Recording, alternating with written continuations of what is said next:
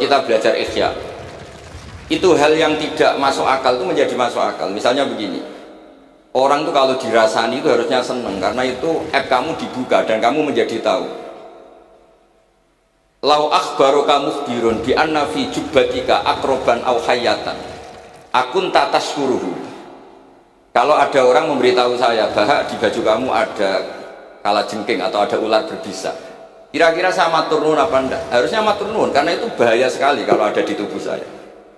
Harusnya ketika orang itu dikritik dengan kesalahan yang nyata, bukan fitnah, kesalahan yang nyata. Kesalahan Anda itu lebih mudirrah fi dunya wa akhiratik. Kesalahan Anda itu bahaya sekali di dunia dan akhirat. Sekarang kamu menjadi tahu karena dikasih tahu. Harusnya matur nuwun sama yang ngasih tahu.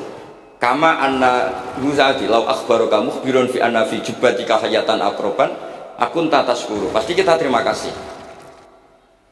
Tapi kita sebagai hafid Quran kalau disuruh belajar fikih, wong aku mondok kon ngapal kok belajar fikih. Kadang-kadang malah saking kaconya itu, aku wong Quran, aku wong kitab. Memangnya kitab jubuk konti nak buatin Quran. Jadi masalah-masalah yang saya sering dikeluhi beberapa kiai, termasuk Gus Kafabi Lirboyo pernah cerita, saking nggak pernah ngajinya, ada orang takut mutah karena hamil pas sholat ngunyah permen. Nggak tahu kalau itu membatalkan apa? Sholat.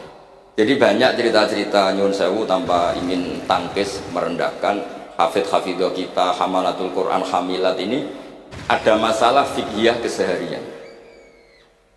Kalau dulu itu udah ada. Kunna nata'allamul Quran, kunna utinal iman qoblal Quran. Kita ini dikasih iman dulu baru dikasih Quran, sehingga iman kita mantap. Baru belajar Quran. Fana ta'allamuha asra ayat. Dulu kalau istilahkan Quran memang pakai dhamir muannas karena artinya ayat. Terus dan kita tidak beralih hatta nata'allama halalaha wa haramaha. Dan kita tidak beralih sebelum tahu halalnya mana, haramnya mana. Ini penting karena ada hal-hal yang sifatnya itu fatal kalau tidak ngerti. Misalnya tafsir. Itu ada ayat wa min thamaratin nakhili wal a'nabi tattakhiduna minhu sakaron. Ketika khomer belum diharamkan, itu masih Allah imtinan. Imtinan itu menyebut nikmat. Di antara nikmat itu disebut tattakhiduna minhu sakaron.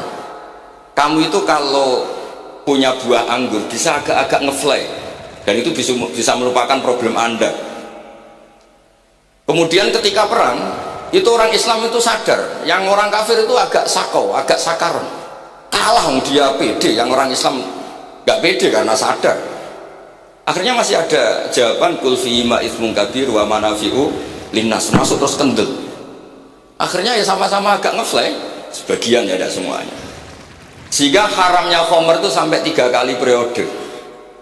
Nah, pernah haram hanya kalau mendekati sholat, la taqrabus sholat wa antum sukara. Tapi kalau mau sholat duhur ya nyakonya itu jam 7, jangan setengah 12, nanti masih kuliah ayyuhal kafirun a'budu ma ta'budun wa antum abiduna ma.